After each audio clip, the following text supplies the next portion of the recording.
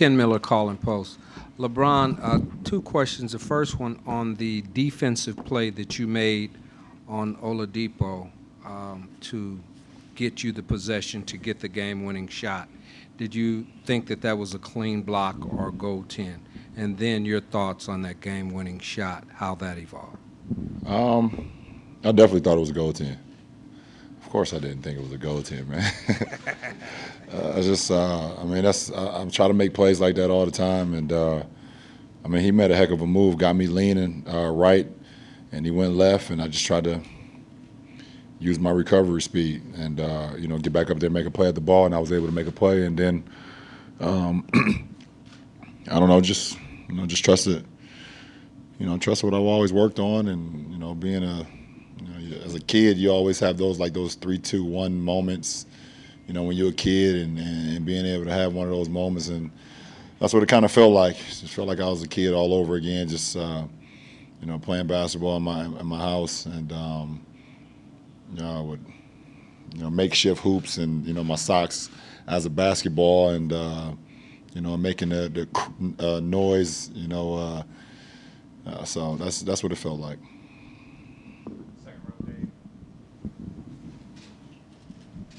Dave McMenamin, ESPN. I know sometimes you want this to be done by us when these type of questions are asked, but where do you rank that game winner in amongst the other ones you've had in your playoff career? I don't know. I'm gonna say it again. You already said it. I'm gonna let you guys do the ranking of where that fits in, my playoff performances. But I don't know. It's giving us the lead in a playoff series, and I think we played some really good basketball tonight, and for me to be able to make that shot and for us to take the lead in the series, that's what's most important. LeBron, Chris Fedor, Cleveland.com. The game winner tonight, did it remind you at all of the one that you had against Orlando in your first tenure here? It didn't remind me until a lot of the people in the locker rooms who was around that time kind of brought that up, and the difference, it was on the different side of the floor. The inbounds pass on the different side of the floor, and I also didn't have a chance to put the ball on the floor. But it ended up being pretty much in the same spot, kind of like in the middle of the floor. I think it has some similarities. Yeah, Brian, Joe Varden, Cleveland.com. LeBron, you had a monster third quarter. He had 15 and running all over the place. You had 4 minutes off in the second quarter. Do you think that played a role in you being able to kind of push the tempo and dictate the pace the way you did in the third? I think the best thing about the third quarter is we got stops. We held them to 17 points, and a lot of them came from the free throw line that they had, and just try to change the way we've been playing in the third quarter, and obviously that's been one of our best third quarters all year. So, just trying to put pressure on their defense, get into the lane, make my free throws, and find my guys as well. And then before the series started, you drew quite a chuckle by comparing this coming playoff run to the Hunger Games. Where are you guys right now in the Hunger Games? Well, we just got to continue to find hiding places, and make sure we stay out of the way. People might be ganging up on us, so we got to just figure out how we can stay alive. And tonight was another opportunity for that. Hopefully tonight we can get some sponsors to send us something down from from the hierarchy, send us some food or some. I'll take some rest.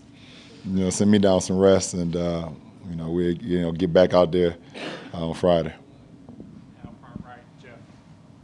Jeff Shadell, News Herald. LeBron, can you talk about the way your other teammates play defense, especially JR on Oladipo? JR was fantastic. He's been fantastic the last two games defensively. Just trying to, make Oladipo, just try to fill him out on the floor, make it tough on him. Oladipo's an all-star for a reason, and he puts so much pressure on your defense. And so for JR to take the challenge and we just try to be his eyes and ears behind him because when you play him on the ball, sometimes you don't know what's going on behind you. A lot of the times you don't know what's going behind you, and that's where the communication has to be at all-time high. And we just try to make it where, like we're saying, we could be his rear view. And but he's been great the last. He's been great in the series period defensively. And I told him after the game, listen, every shot that you took tonight, I felt like they were going in, and he had some really, really good looks, but he never let that get into interfere with the defensive side, and he was great. Down front, Marla. Marla Ridenour, Akron Beacon Journal. With a shot like that at the end, is there any momentum or anything you can take from that going forward? No, it gives us a lead in the series. It's one game. We can talk about it tonight. It's going to probably be talked about tomorrow, but Friday is back. It's Game 6, and we got to figure out a way to play a complete 4-quarter game, and it's going to be tough in that building. It's a hostile environment, and we look forward to the challenge though. One more quick thing. You haven't really had many celebrations like that with this team. What was that like? No, I had one, when we played Minnesota in the regular season. I was able to hit a walk-off there and, find my guy once again, Jetty. That's my guy. That's my rook, and he's always on time and on target. So, I found my guy once again, and, deja vu all over again. Steve Ashburn, NBA.com. You repeatedly and all night long attacked the rim directly, and I'm wondering how much energy did those rushes to the rim require of you, and what did you make of their attempts to either take that away from you or not take that away from you?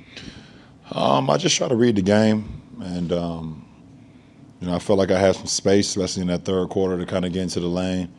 They kind of switched up their defense a little bit on me in the third quarter, and I started to see some seams, some cracks that I can kind of infiltrate and make moves and just put pressure on their defense, and I was able to do that.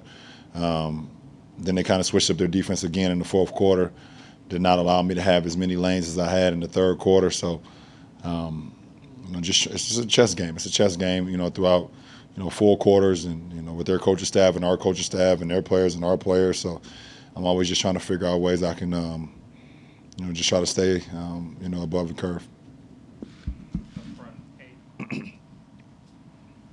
LeBron, Hayden Grove, Cleveland.com. Kind of bear with me here. You were 15 of 15 from the line. Have you ever had a performance like that where you hit that many free throws, and were you in some kind of rhythm that allowed you to get there? Just take me through the 15 for 15 from the line. I am in a pretty good rhythm, with my free throws right now, and I kind of just went back and watched some film on, some of my previous free throw routines when I was shooting the ball extremely high. Kind of went all the way back to Miami days when I was shooting the ball extremely well at one point, throughout the playoffs. So I don't know. I sometimes throughout the whole season, that's the one thing that I kind of tinker with throughout the whole season, And but I found a rhythm. I found a comfort zone, and it's here to stay for now. Ashley Bastock, Metro Networks. LeBron, Ty talked about in the third quarter kind of making an emphasis to keep bigs on bigs defensively for you guys. When you make an adjustment and aren't switching necessarily everything, does that sort of up your defensive intensity as a team? Well, if you look at the second quarter, we did a lot of switching, and Sabonis and Thad and even Booker, they came in and they put some pressure on our smalls, either by scoring or either by just getting to the free throw line. And I think T. Lue made that adjustment and saw that in the third quarter where we said kept big on big and we was able to rebound a lot of their misses when they did miss. So it definitely helped us out a lot.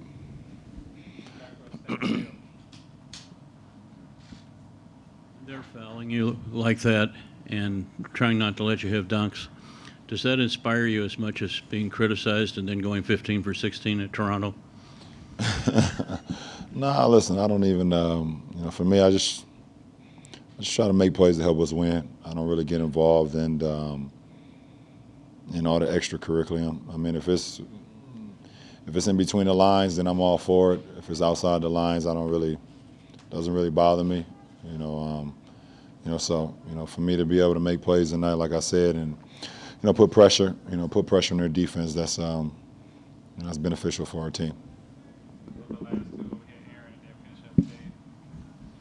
Hey, Aaron Goldhammer, ESPN Cleveland.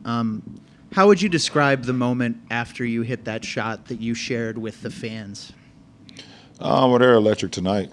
They was electric tonight, and I just try to. I mean, they know me.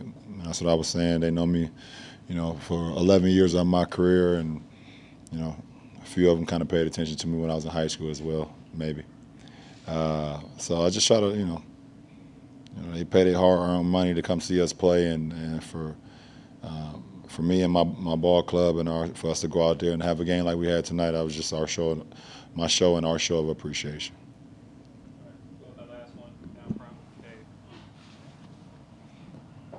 LeBron, considering the circumstances being tied 2-2 and your starting point guard misses another game, what kind of lift did Jose Calderon give you guys? I mean, he's given us a lift all year. When his number's been called, he's just been ready. I mean, it's just the professionalism that he has and he brings to the table. So, as much as we hate that G Hill hasn't been able to play the last couple of games, we know we have a safety net in Jose who's ready to go. Because he's been put in this position a lot this year, all the way from the beginning of the season. He was kind of our third point guard, to start the season, and he ended up starting a lot of games for us and playing a lot of big minutes. So he just keeps himself ready, and it's a luxury to have him.